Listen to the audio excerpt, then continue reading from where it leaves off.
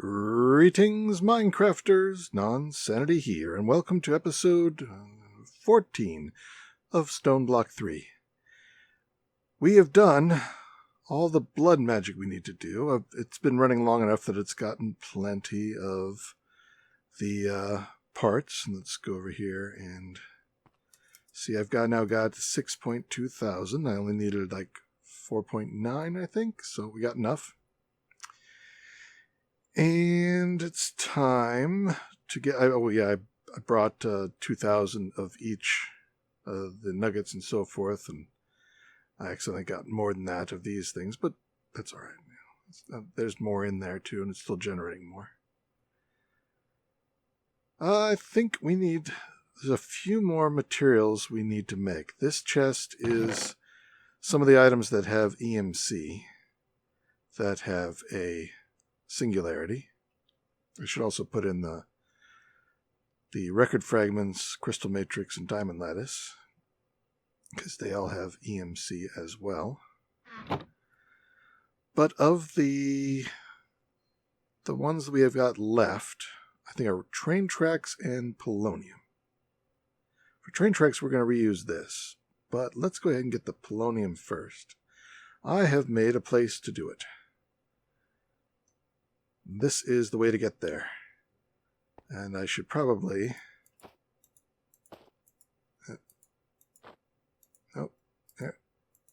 I hate interacting with armor stands. Fission's got to pull everything back down here. I can't shift click it or anything.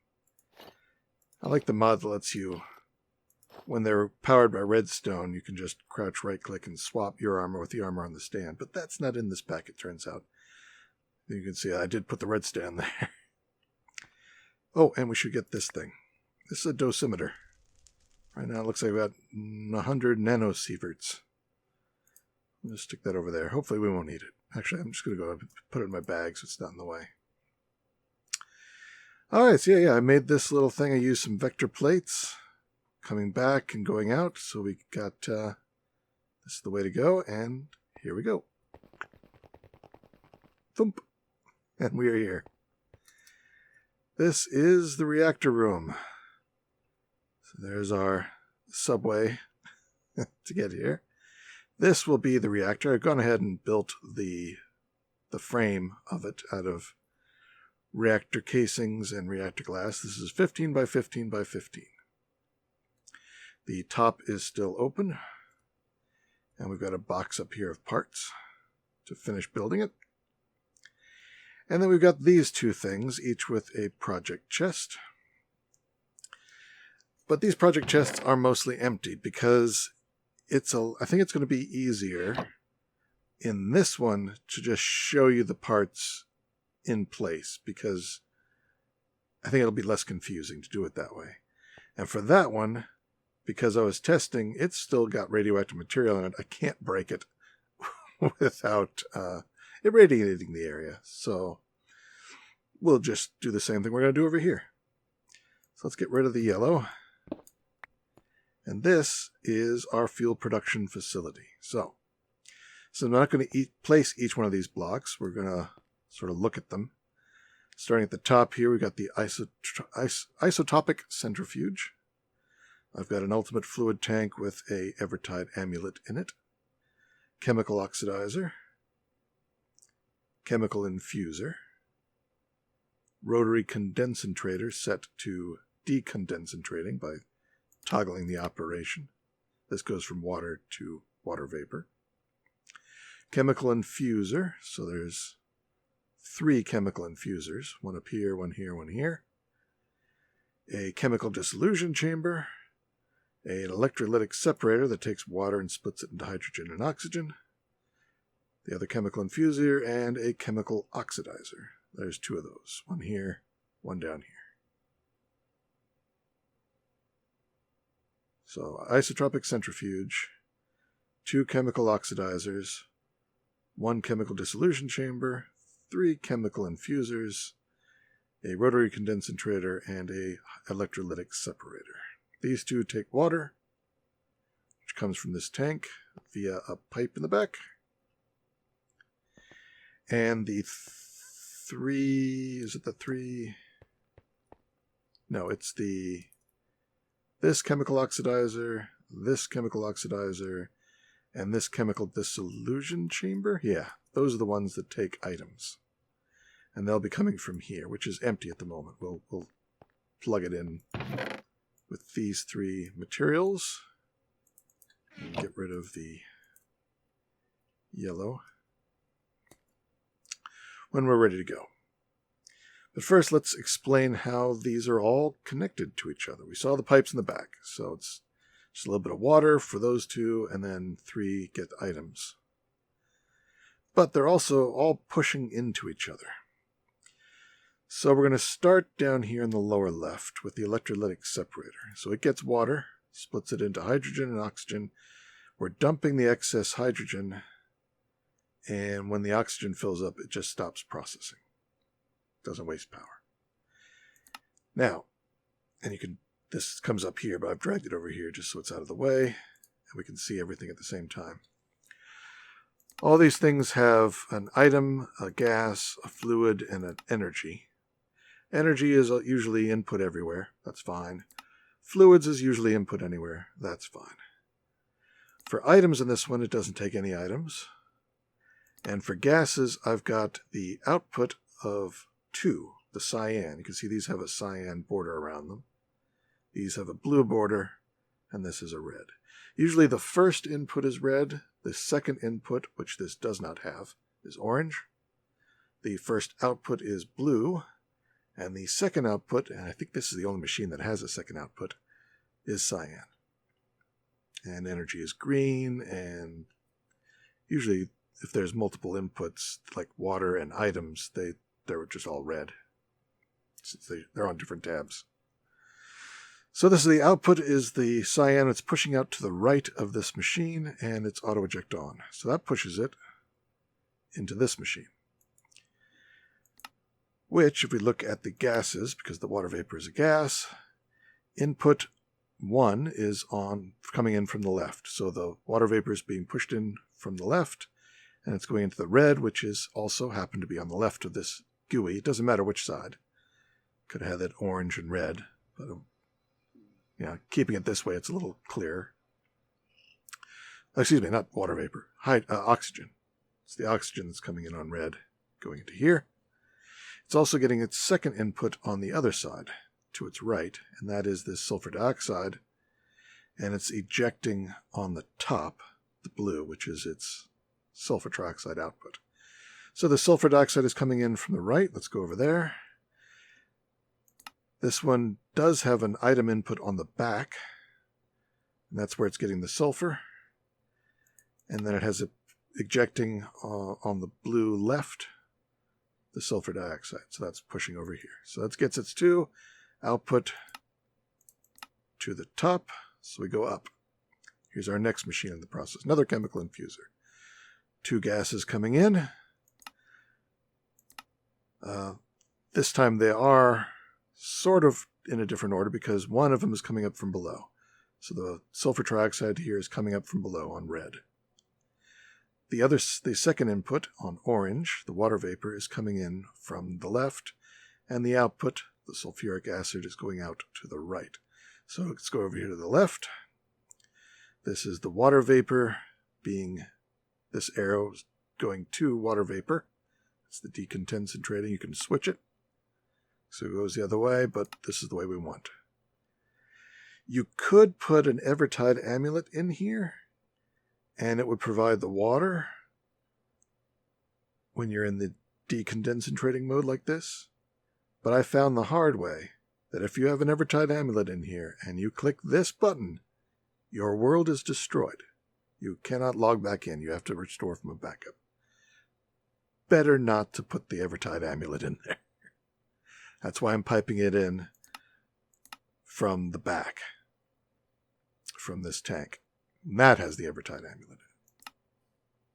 All right, so it doesn't take any inputs. The gases, it just has the one output of the water vapor. Now this one's a little weird because it can reverse direction. They're both listed as red, but technically one of these two is blue. So it really should paint this one blue when it's in the decondensating mode, because it's a gas that's going out there. When you flip it, it should be a blue on the liquid output for the water output.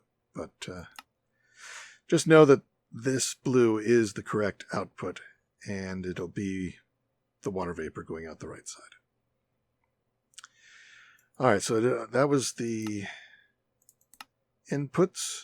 The output is the blue. This is the sulfuric acid. It's going out to the right. So we go over here. Here's where it comes in. Sulfuric acid input, red on the left. It does take an item on the back, and that is fluoride blocks in this case. You can use fluoride or fluoride blocks. I went with the blocks. It does mean that it can't quite fill up the whole thing, but I think it produces it faster. I didn't check. I'm just assuming. So it takes the gas in on its left, and the item from the back, and it outputs its output gas, hydrofluoric acid, ejects it to the top. So we go up. Another chemical infuser. 2 gases in, 1 gas out. 2 gases enter, 1 gas leaves. So its input is coming up from the bottom. That's the hydrofluoric acid. And its second input on orange is coming in from the left, and that's currently empty. But that will be the uranium oxide. Yes. And it creates uranium hexafluoride. And that goes out, it gets pushed out the top. So let's follow this one to the left. That's here. This one has an item input on the back. And that will be uranium, yellow cake uranium. And it has a gas output on the right, and that's the blue. That's the uranium oxide. So this gets the hydrofluoric acid and the uranium oxide, and it generates uranium hexafluoride, and it pushes that out the top.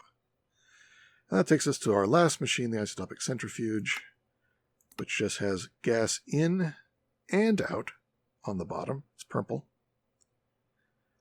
So purple is just red and blue mixed together. So it's both an input on red and an output on blue. So the input on red comes in here, come up from the bottom.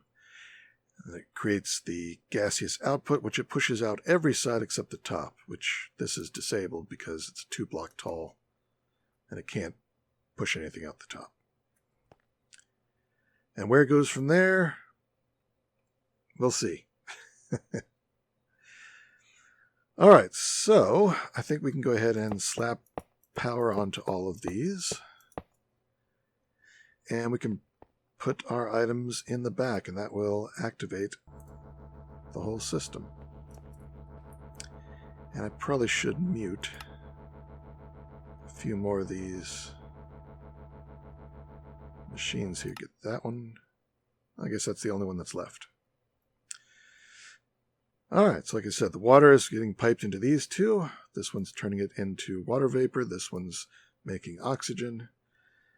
This one's getting the sulfur. They're getting combined, coming over here, mixing with the fluoride, going up, getting combined with the sulfur. Oop, that's wrong. I should have gone ahead and preloaded that with some of the yellow cake uranium, because I have no filtering on. So now I need to get this sulfur dioxide out of there, because that cannot get pushed into here. Well, we've got a tool for that, and that is called the gauge dropper. So go in here, take the gauge dropper, and left-click it. And now it's in here. Ah, more machines to mute.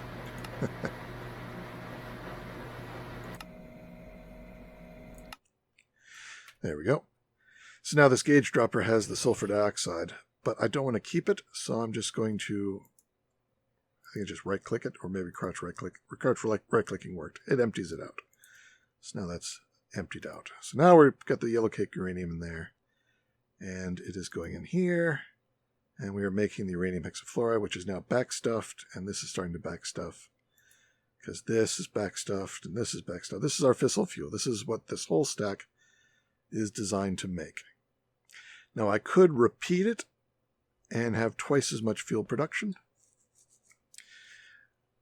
It could also be to duplicate some of these. Like one of these might be the bottleneck. I'm not sure which one. We'll have to take a look when the fuel is actually being used. It might pay to duplicate one of these to make more. And we could do that just by setting them up on the side and maybe using a entangled block to push into the next machine. That's a possibility. I'll take a look. And I did decorate it with these framed wall boards and floorboards and slopes just to give it a little shape around it. I left the back open so we can get back there. All right, so now this is empty. We can put that away, and that is our fuel in a nice little platform. I like these platforms. This is the framed elevated slope slab and the framed flat elevated slope slab corner. It's easier to talk about a rotary encabulator or turbo encabulator, whichever you prefer. I used them over here for this platform too, because I thought it had a nice effect to it. I like that. All right, so we're making the fuel. Let's give the fuel somewhere to go. I've got everything counted out here, I think. We've got 3 rows of these ultimate fluid tanks, and every one of them has a Evertide amulet, and it's set to empty. So this should keep it completely full with water. We have, let's see, 13, 14, 15 stacks and 48 of the fusion fuel assemblies. Stack and 20 of the control rod assemblies. Got more fusion reactor casings, 46 ports, 39 ultimate mechanical pipes, same as the number of tanks, 1 fluid trash can, 4 ultimate pressured tubes, entangle block, 5 logic ports for the fission reactor, a block of any sort and a torch, because I need to do a knot of a redstone signal, repeater, a lever or breaker switch, and 5 redstone dust. So first let's fill this thing. And what we're going to do is we're going to set them up in a checkerboard pattern across the whole floor here. So let me do that. All right, they're all in. Let's get a wand here and wand it up until we run out, which should be 1 shy of the top. There we go, 1 shy of the top. Don't take it all the way up because we need to put these, oops, I already had them, put these control rods on next. So let me do that as well. All right, they're all on. Now we have the rest of the upper surface here. So what we're going to have is yet another checkerboard of sorts. It doesn't have to line up in any particular way with the level below. They're completely separate entities.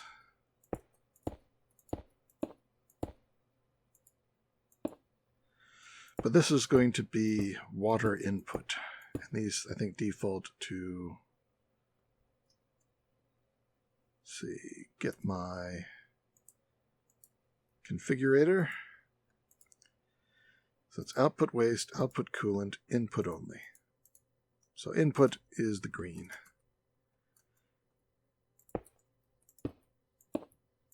So let me lay all these out. I'll be right back. Okay, there we go. We've got 1, 2, 3, 4, 5, 6 rows of alternating input ports. We still have 7 left. So what are we going to do with these 7? All right, we're going to have, let's see, I'll put 1 here, 1 here, and 1, 2, 3, 4, 5 here. That should finish out this section.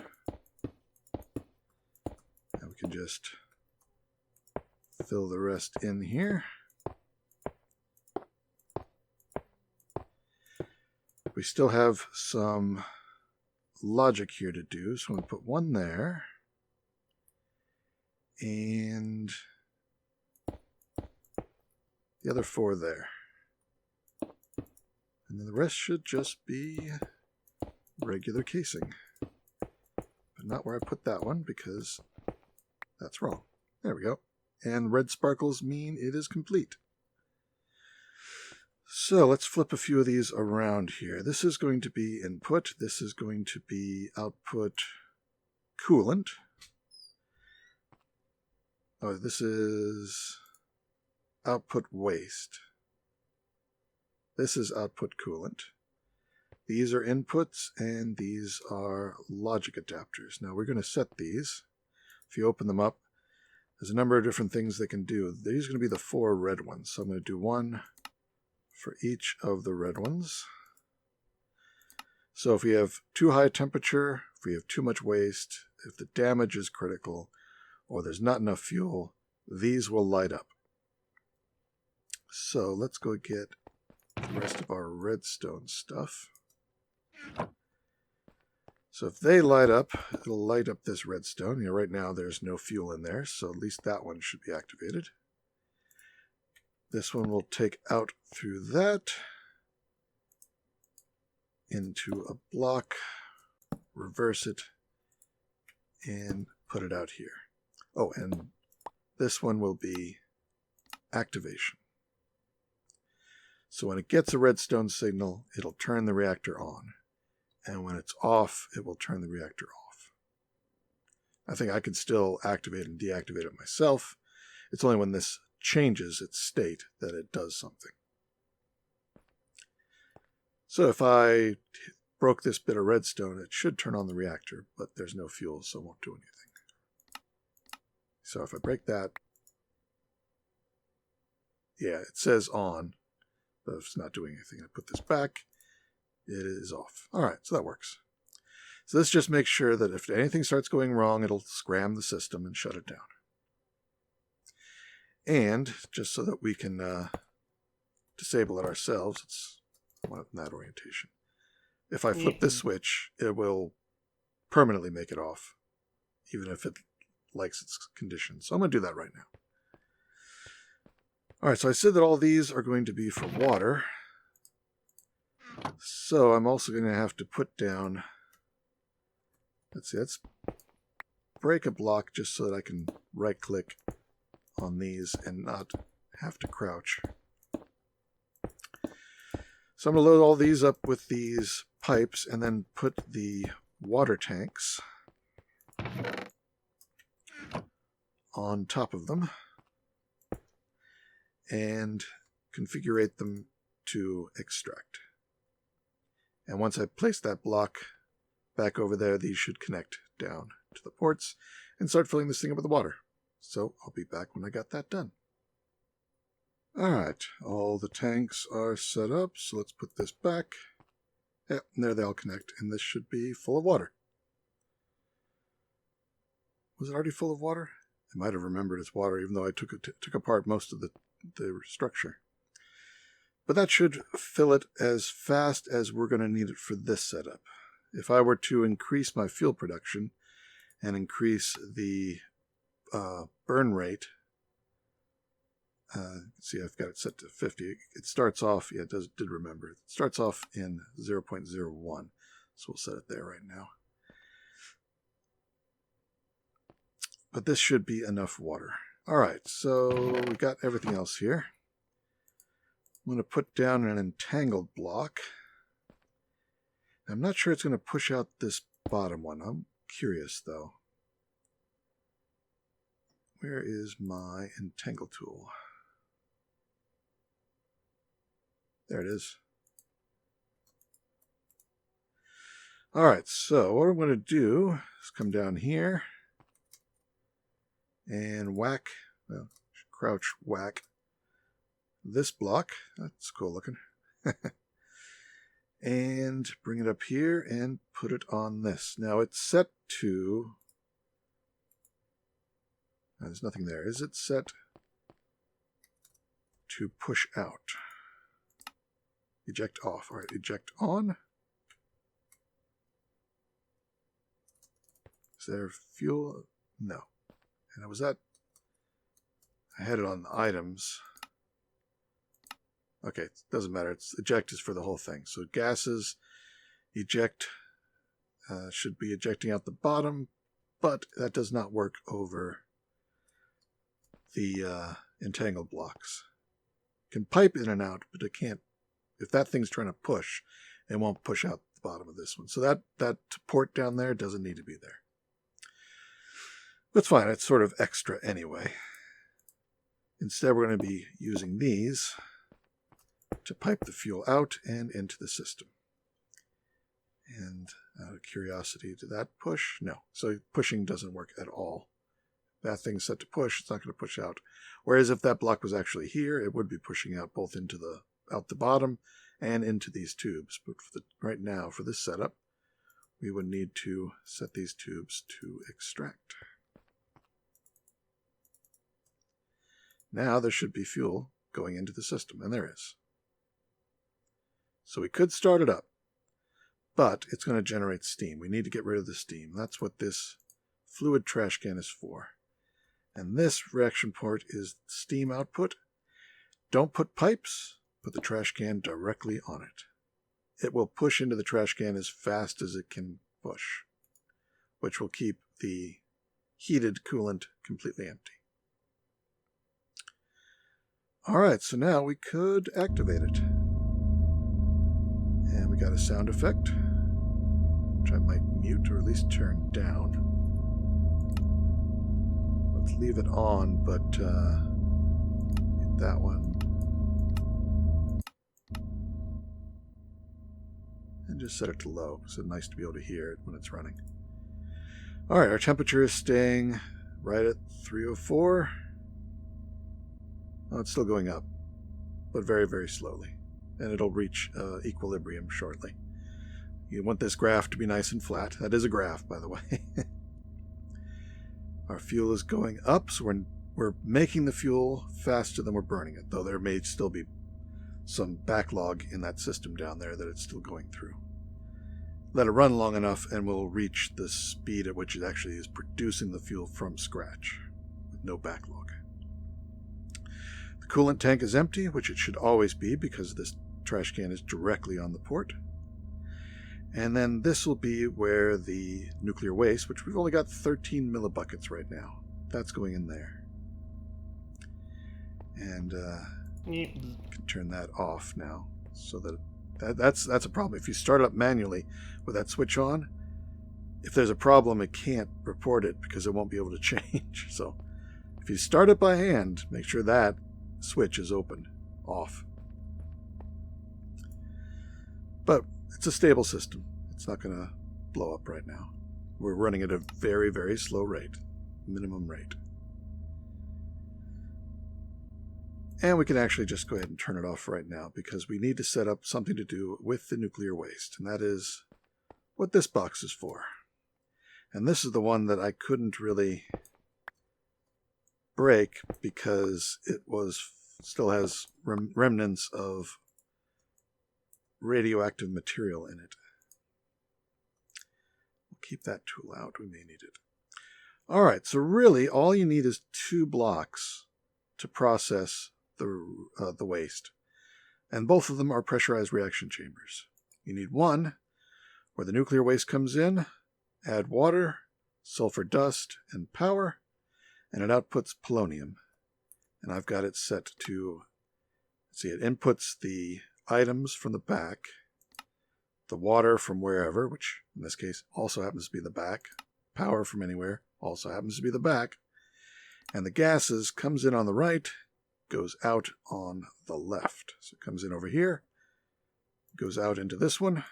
This one is accepting gases from the right and the top because this one is pushing directly in, but all the ones above it are duplicates of this bottom one. And they go into this tube and come in the top of this. So the right side and the top side both come in here.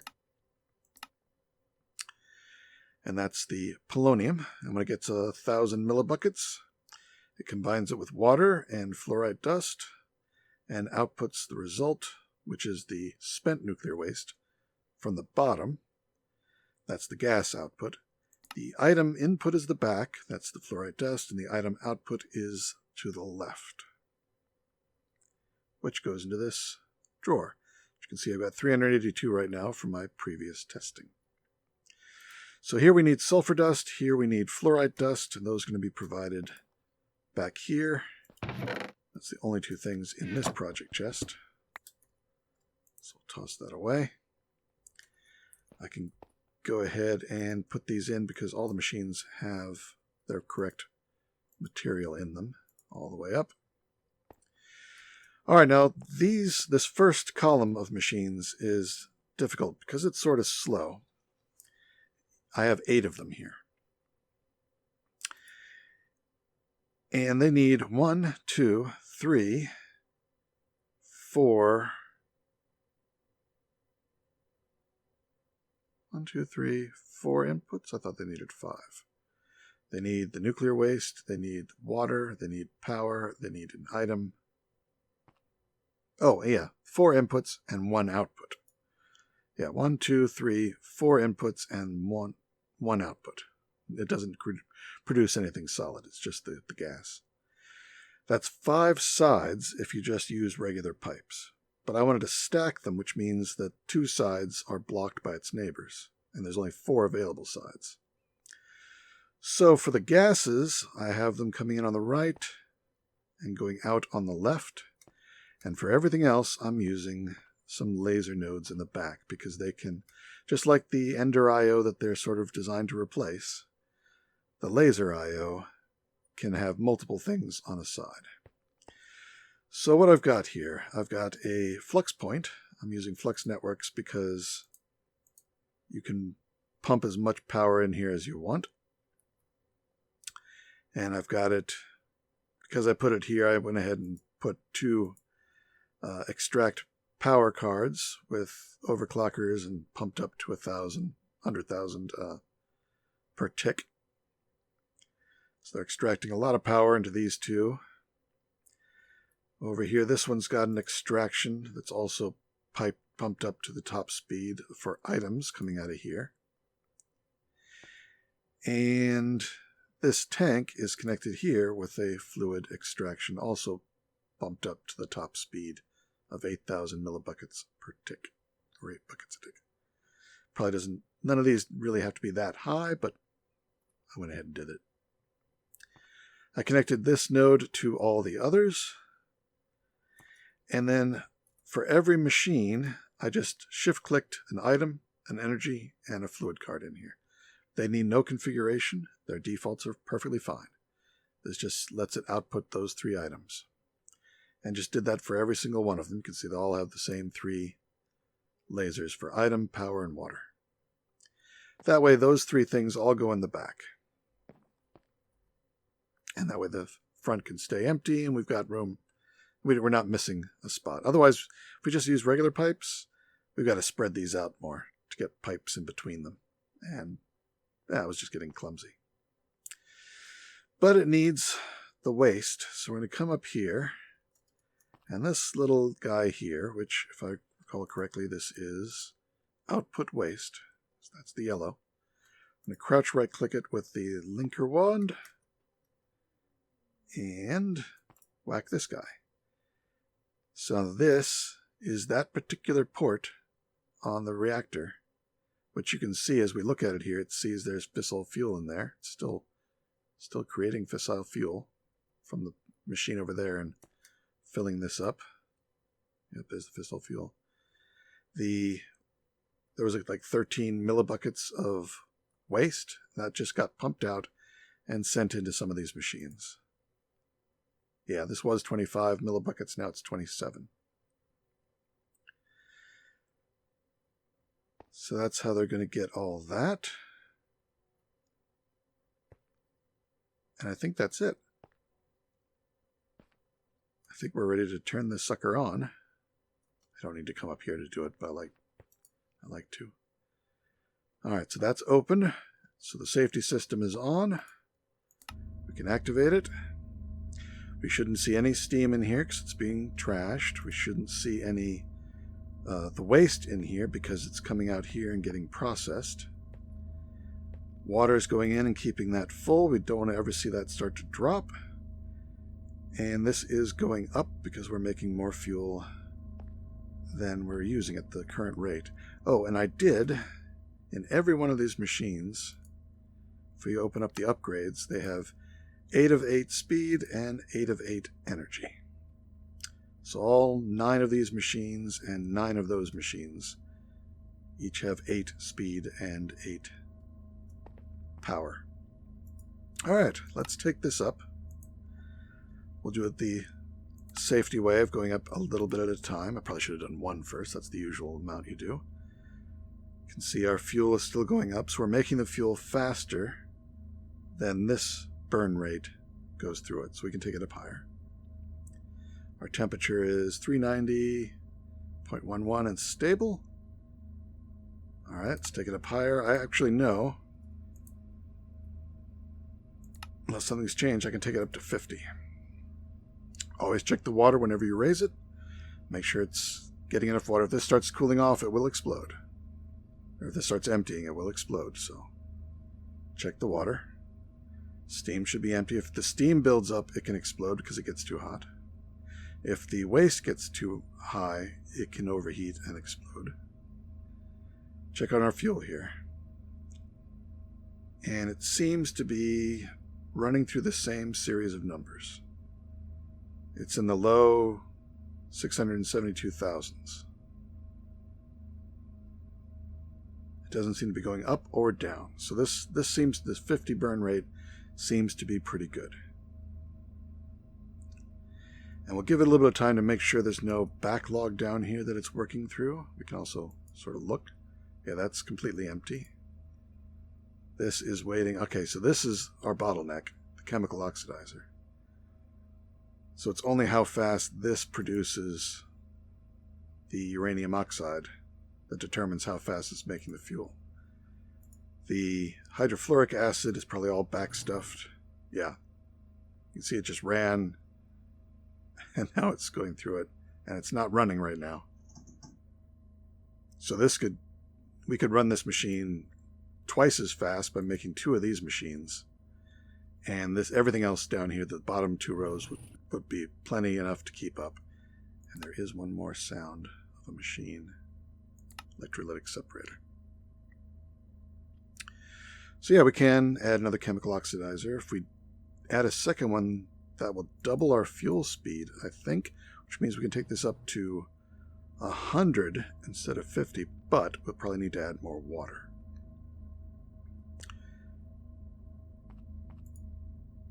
But I can probably run this overnight. Just during my testing, it made 300 and something. We got another sound over here that can be muted. There we go. So all these are going. Now see these green particles? That means do not break these tubes or anything, because that will cause an irradiated region. That's why I made my base so far, this reactor so far from the base.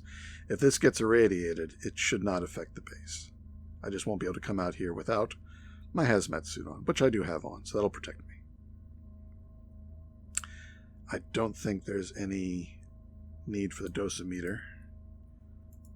Yeah, it's exactly the same as it was before. Again, don't break these pipes and don't break these machines. Any of them. These pipes, those pipes. You can probably do it once you know they're empty. I mean, it says here they're empty, but you can see that they've got something in there. That's because it's flowing through. So we'd have to... This you could break because it's not actually the block. So I could break this, and that should empty these pipes out, so if you wanted to break the pipes.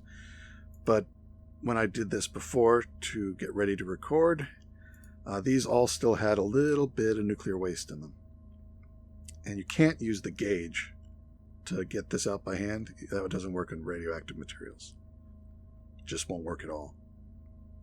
So breaking the machine would have leaked that nuclear waste and irradiated the region, so that's why I left them. So how are we doing? 392. Oh, this one isn't... Oh, the spent nuclear waste.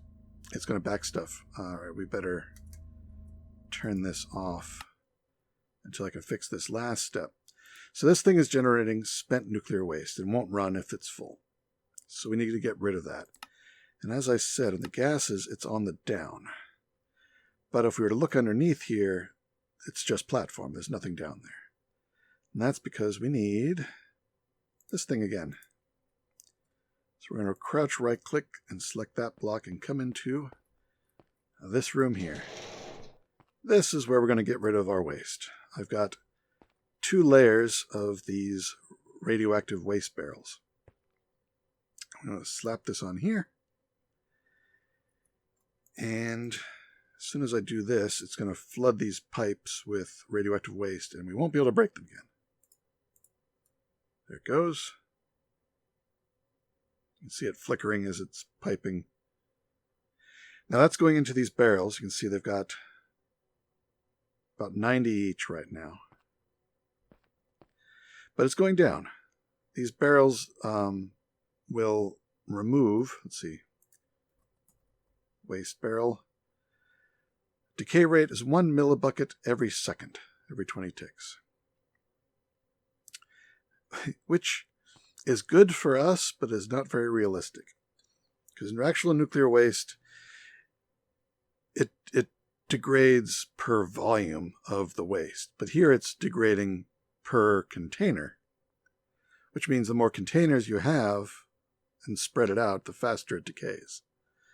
And that's not the way it works in real life. It doesn't matter whether you put it close together or far apart, except if you put it close together, it could get hot and maybe melt its container. So you want to have it a little bit far apart in real life.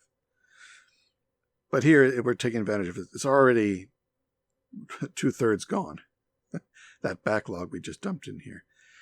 Most of the time, these things will all be empty. They'll get a little burst every time it creates a polonium pellet, and it will be immediately wiped out because there's so many barrels here. So for this 50 speed we're running, this is way more than enough barrels to completely wipe out all of the radiation or radioactive waste. Almost immediately. And here we go.